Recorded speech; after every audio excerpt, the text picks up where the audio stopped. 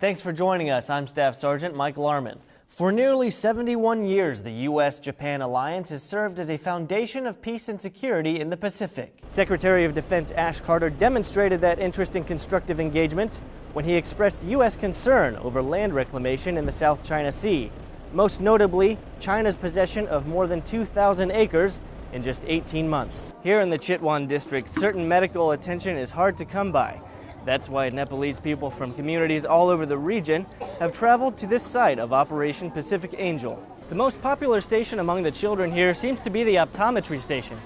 It's here that airmen hand out these sunglasses, and you can see why that puts smiles on people's faces. Reporting from Chitwan district of Nepal, I'm Staff Sergeant Mike Larman.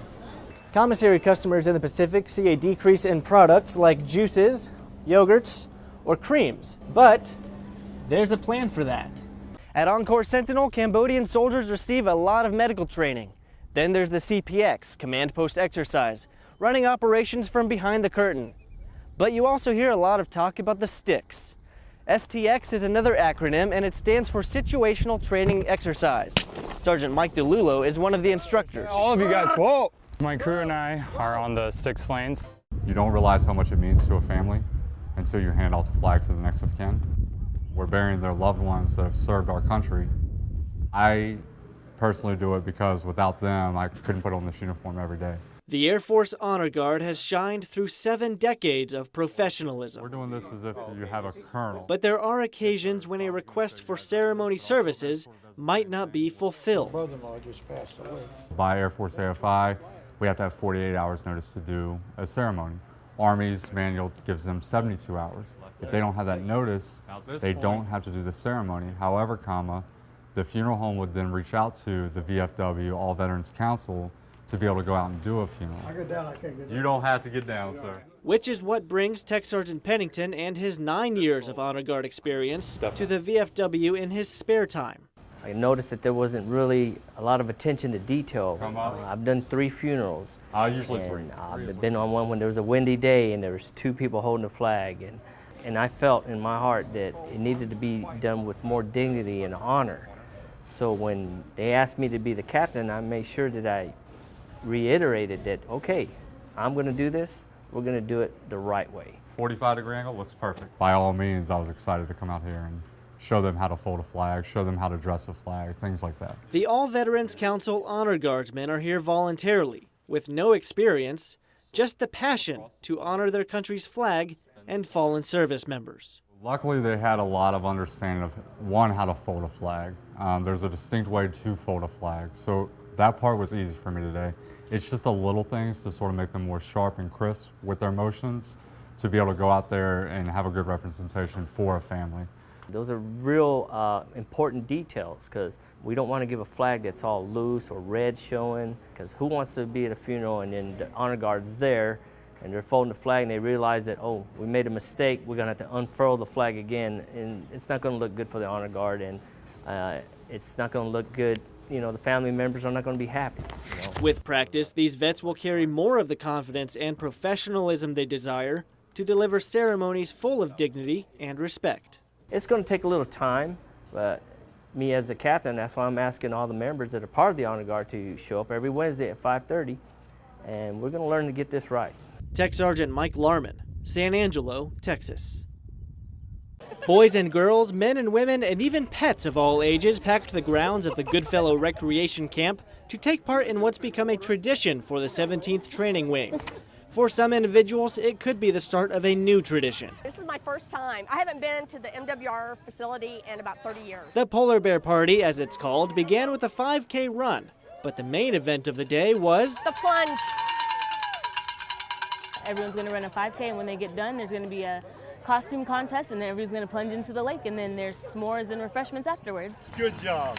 You'd think that jumping into the lake at a polar bear plunge would bring an invigorating sensation. Oh, I'm so looking forward to that cold water. But on a day of record-breaking San Angelo heat, the polar bear plunge might beg to evolve into the solar bear plunge. I'm ready. I'm going to roll with it. 250 participants took the plunge, each in their own fashion. This is awesome. Roll with it! And while one doggy paddler may have preferred a warm, dry coat, The event allowed the Goodfellow community to enjoy a day at the lake. The 344th Military Intelligence Battalion even claimed the Polar Bear Party to be a victory. I was thinking that since it's not cold outside, no one was going to want to come, but it's a nice day, and seeing all the support for the event and FSS, it's been a good time. Captain Tyler Akers and his crew came to the Philippines to build classrooms, but then We got to talking and we said, you know, they don't have a basketball hoop here. so the wheels started to turn. Some rebar, some plywood. Well, that turned into everybody wanted to throw in money and get them a regulation hoop, which we did. So that led to what you see here. A 2-hoop basketball court This is excess at concrete. no cost These are donated utility poles. to the taxpayers. We've got the backboards are also donated as well. And then we threw in for the hoops and nets. Which may put these airmen and Philippine Seabees a bit above the rim. We are not only building this school, we are also building the future, the education of the future for the teens, for the children of the San Rafael. Air Force Staff Sergeant Mike Larman, San Rafael, Palawan. Staff Sergeant Ulysses Middlestat is known for being a great asset to the 116th Cavalry Brigade, though he's not all that fond of talking about himself. They had to throw out that Soldier of the Year deal, didn't they? In 2011, Middlestat won Soldier of the Year at the state level in Idaho. At Encore Sentinel 2014, he looks like he'd be a strong candidate again. But he's just doing his job. As technical food advisor, he ensures the Cambodian staffed kitchen meets proper standards, watching over 3 meals a day for over 200 American and Cambodian soldiers. Usually here by 04 in the morning and usually wrapping at about 2200. With those hours, does he even get any sleep? Very little.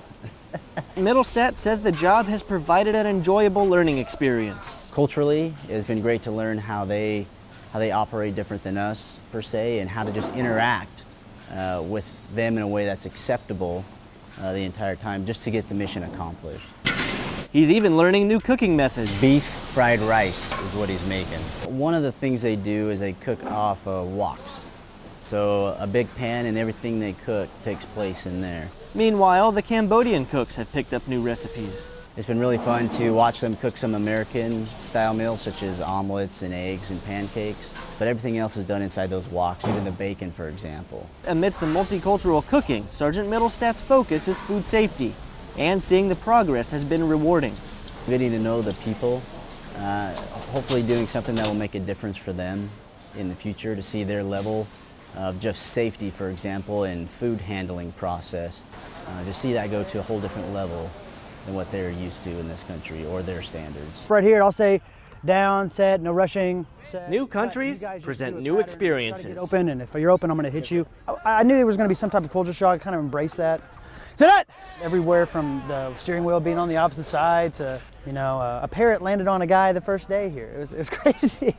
It was pretty awesome. At Exercise Lightning Strike in Singapore, soldiers find common ground on the playing field. Good catch, good catch. We knew they were going to be good at soccer. I heard they play some basketball. To the normal eye, this may look like just fun and games, because that's exactly what it is. But look deeper, and you'll find a strengthened foundation of trust and friendship between these two teams. It's good team building, it's good relationship building, have a few laughs. You know, we're friends and we're here to learn from each other and to build a relationship, you know, and that's the most important thing. Soldiers on both sides are quick to learn and adapt, even when it's throwing a penalty flag in a friendly game of American football. Okay, a lot of times, you know, when you go into an area and you think you're going to learn, you're going to help somebody, just as we are right now. You know what it comes down to? They're helping us a lot. Regardless of which side the steering wheel is on, American and Singaporean soldiers see the ease of being on the same team, on and off the field. Staff Sergeant Mike Larman, Exercise Lightning Strike, Singapore. That does it for this news break. Check out AFN Pacific on YouTube and follow us on the go at AFN Pacific Now. Thanks for watching.